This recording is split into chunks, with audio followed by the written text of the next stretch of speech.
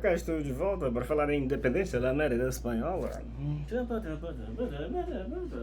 Esse aqui o enquadramento tá péssimo. Deixa eu tentar ajeitar. Ai, ai. E aí, beleza? Espero que vocês tenham entendido as diferenças da América Latina e América Espanhola para a América Portuguesa, que no caso é o Brasil. Como eu disse para vocês, do México até a Argentina, as questões se deram de forma bastante diferente do que no Brasil. E aí, como eu disse para vocês, havia o fantasma das revoluções populares, né? Como a de Tupac Amaru e a do Haiti, né? Que eram revoluções dos subalternos, dos indígenas, dos escravos, né? Lembrando que na América Latina, na América Espanhola, os indígenas foram usados como trabalho escravo durante muito tempo, né? Na verdade, assim como no Brasil, né? Mas no Brasil a questão era encoberta, né, pelo rei e pela Igreja Católica, mas na América Espanhola os escravos eram obrigados a fazer trabalho compulsório, e isso, né, era uma forma de trabalho escravo, né? Então havia o medo das revoltas populares, das revoltas escravistas, né? E as elites tinham pegado o gostinho da liberdade graças às mudanças estabelecidas por Napoleão, né? E havia uma questão, uma divisão interna nas elites, né? Vejam, as pessoas dizem que o Brasil se tornou o uno nesse território gigante que o Brasil tem, que vai do Amazonas, na verdade de Roraima, até o Rio Grande do Sul, porque as nossas elites não eram tão desunidas assim, né?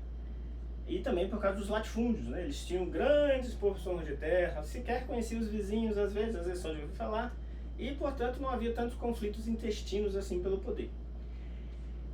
Diferente da América Espanhola. Na América Espanhola, as divisões territoriais feitas pela própria coroa espanhola eram menores, e as áreas de plantação não eram tão grandes assim, né? Eram grandes, mas não eram tão grandes assim. Isso fazia com que os líderes convivessem mais diretamente, né? Sem contar que as cidades espanholas eram mais desenvolvidas que as cidades da América Portuguesa, né? Por exemplo, Buenos Aires. Buenos Aires sempre foi uma grande cidade do sul da América Espanhola. E Cidade do México, né? Era uma grande cidade do norte, né? Da América Espanhola. Hoje é a capital do México, né? Ainda havia Lima, no Peru, por exemplo, né? Santiago, no Chile. Então, as grandes cidades, elas colocavam as coisas, os requisitos políticos, as jogadas políticas de forma completamente diferente das grandes fazendas do Brasil, né? E das cidades acanhadas do Brasil, né? Lembrando que a maior cidade, na época do Dom Pedro, era o Rio de Janeiro, né? E o Rio de Janeiro era parecido com uma grande favela a céu aberto, né? E que o mesmo acontecia com Salvador e São Luís, que eram cidades muito mais simpáticas, inclusive, do que o Rio naquele período, mas que tinham um aspecto ainda muito colonial, né? Ruas muito estreitas, desorganizadas, né? Esgoto a céu aberto, né? E assim vai, pareciam mais cidades medievais, né? Do que cidades modernas.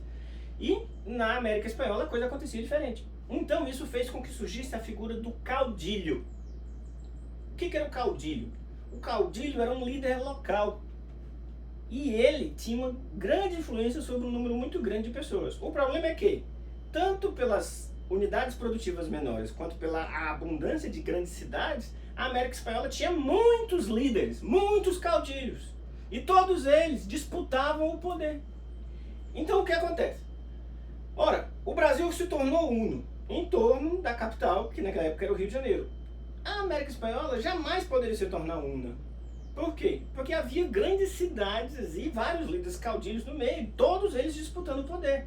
Então, por exemplo, se fosse a América Espanhola se tornasse um país só, quem seria a capital? A gigante Cidade do México, construída sob as ruínas da cidade asteca de Tenochtitlan, ou Buenos Aires, né? Que, inclusive, em pouco tempo se tornaria um grande produtor de gado, né? Um grande produtor de couro de gado, inclusive, né? E ainda tinha ali a economia riquíssima do Rio da Prata. Qual das duas grandes cidades? Ou será que seria Lima, uma posição mais central ali no Peru, também construída sobre as ruínas das grandes cidades incas, E aí? Ou Santiago. Então vejam, havia muitos polos de poder na América Espanhola. Isso fazia com que as disputas fossem muito mais intestinas, muito mais, né, diárias, comezinhas, as disputas de poder. E isso fez com que a América Espanhola acabasse se fragmentando ao se tornar independente, né? Havia também disputas entre a própria elite. É isso mesmo. Vamos supor, havia vários caudilhos e eles tinham um ideal em comum. Mas um deles tinha nascido na Espanha. O outro tinha nascido na América Espanhola. Adivinha quem tinha mais direitos? Exatamente. Quem nascia na Espanha e trabalhava na colônia tinha mais direitos políticos, podia ocupar cargos melhores, por exemplo, cargos mais importantes, que lidavam com maior quantidade de dinheiro, de ouro e de prata, que era o que importava mesmo, né, do que aqueles que tinham nascido na colônia. Exatamente. Essa divisão acabou se tornando tão importante que acabou sendo fundamental para a independência da América Espanhola. E aí vejam só, né? Quem nascia na Península Ibérica era chamado de peninsular, ou, o nome mais comum nos livros, chapetone, né? Não me pergunte por que chapetone, eu não lembro. E quem nascia na América Espanhola, e vejam, estamos falando de duas pessoas ricas, a única diferença é que uma é nascida na metrópole, outra é nascida na colônia, né? Era chamado de crioulo. E aí veja, não tem nada a ver com o crioulo, aquela figura racista, né, dos seriados americanos, né, em que os negros são chamados de crioulos, né? Não, a gente está falando de gente que pertencente à elite, né? E gente que muitas vezes era até mestiça, ou seja, tinha sangue indígena, né?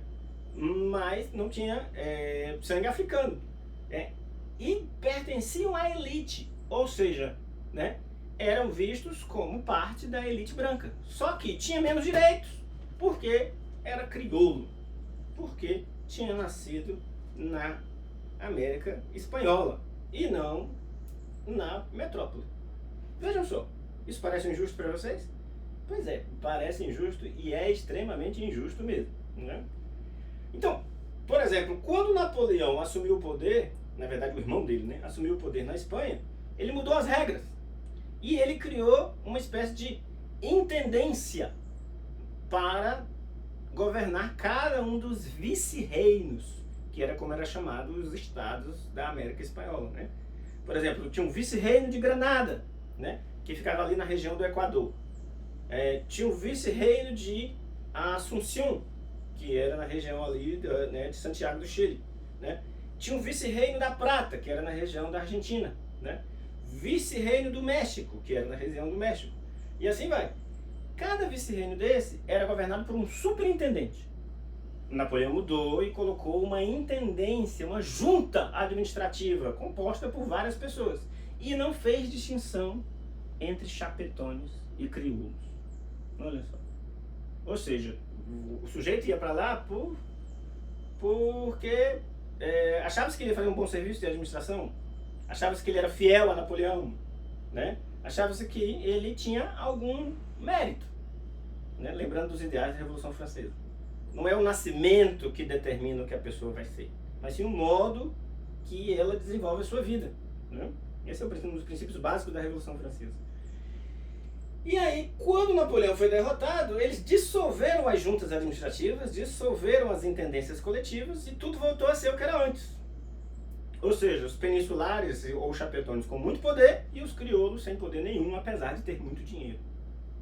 Pronto, estava aceso o rastil de pólvora que levaria até a explosão nas colônias. Imagine, esse monte de crioulos, gente rica, né, que se julgava de bem, né? Você sabe como os homens de bem são perigosos, né? O que se julgava de bem, que tinha medo das revoltas escravas e que tinha sentido o gostinho do poder na época napoleônica.